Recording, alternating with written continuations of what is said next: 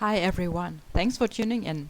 I am Nadja Heidmann from the Technical University of Munich and I'm happy to present our work towards building better mobile web browsers for ad blocking, the energy perspective. When you're surfing the web, you have surely experienced that some annoying videos or pop-ups have disturbed you while reading some interesting articles online. There might also be some less intrusive banners that will advertise something that is related to your last Google or Amazon search. No matter the form of the advertisements that you encounter, they are everywhere. As you can see in this figure, the global spending on ads in 2019 was over $300 billion, trend increasing. 71% of those are attributable to mobile ads. Obviously, there is a conflict of interest between the web page users and the web page providers. Although ads are a crucial part of the mobile ecosystem, most users perceive them as annoying. This is especially true for banners and videos on mobile platforms. Without ads, however, the contents on the web pages cannot be provided for free. Still, major browser developers such as Google or Mozilla implement browser internal features that block ads automatically. They want ad providers at least to follow some common guidelines that are manifested by the so-called coalition of better ads. Better from the user perspective means less annoying. Another point of criticism is the permanent tracking of the users and collection of personal data by many websites. A detail that is often missed in discussions about advertisements is the fact that ads consume a lot of energy. This is of most importance on mobile devices because the battery lifetime of a phone is a major decision criteria for actually buying a smartphone. On this slide you can see a power measurement of the CNN webpage as it loads normally on the left and with ad blockers enabled on the right. You can see that the power consumption of the CPU is very high without the blockers, even a long time after the page has finished loading. With the blockers enabled, the CPU power drops shortly after the page has finished loading. This has motivated us to look more closely at the power consumption of ads and trackers for different web pages. Moreover, most browsers only enable turning ads either on or completely off, but there is no fine-tuning for the user which ad he or she actually want to allow. The contributions of this paper are the following. We built our own measurement framework that allows us to automatically switch between different ad blocking and tracking protection configurations. We look at the impact of ads on the loading time of web pages.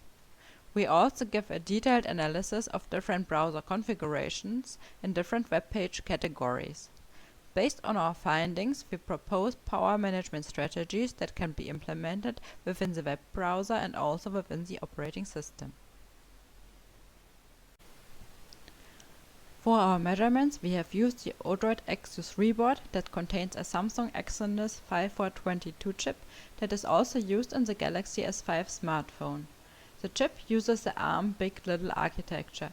That means that it contains two CPUs, one a performance-oriented big CPU, the A15, and a power-efficient little CPU, the A7.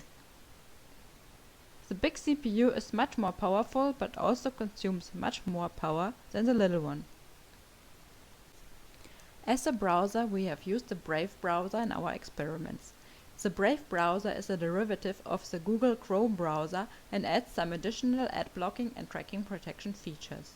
It also follows a business model that lets the user decide which ad he or she prefers to see. This is implemented by so-called basic attention tokens. The tokens can be earned by watching ads and be used as payments to access non-free web content.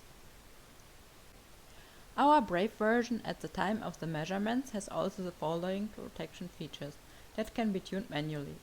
It has separate switches for 1. Tracking protection and ad blocking. Then for 2. HTTPS encryption of non-encrypted web pages, a security feature.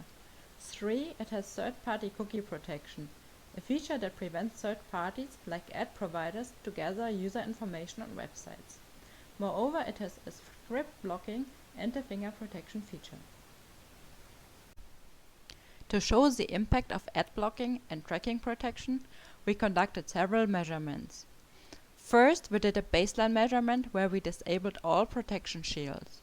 This corresponds to the default behavior of the Chrome browser. Second, we ran the Brave default configuration. This means that the ad blocking and tracking protection shield is enabled, the HTTPS encryption is activated, and the third-party cookie protection is enabled. Then we ran 3 measurements to look at the impact of tracking protection and ad blocking separately. We activate only the ad blocker, then the tracking protection only, and finally we run both combined. For those last 3 measurements, there are no further shields enabled. We run all 5 configurations for 23 different web pages. We have picked most websites from the Alexa top 500 websites and tried to get a good mix of social media pages, established news sites and blogs. The duration of each measurement is 40 seconds, so we can not only capture the page loading time itself, but also background scripts that are executed after the loading has finished.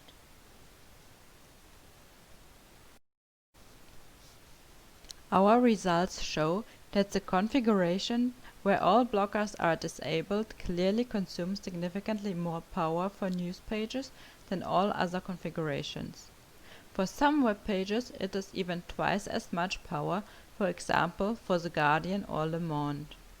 Note that, except for some of the news pages and the search engine Baidu, the loading times with and without blockers vary little.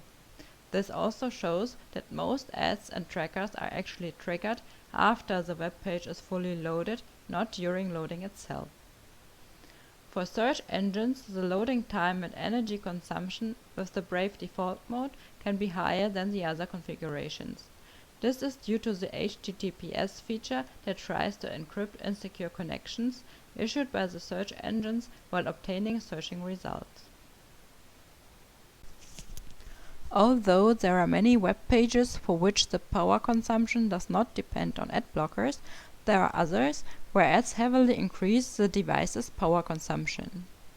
Since web browsers are one of the most used applications on mobile phones, these results imply that decisions on ad blocking should also take power consumption into account.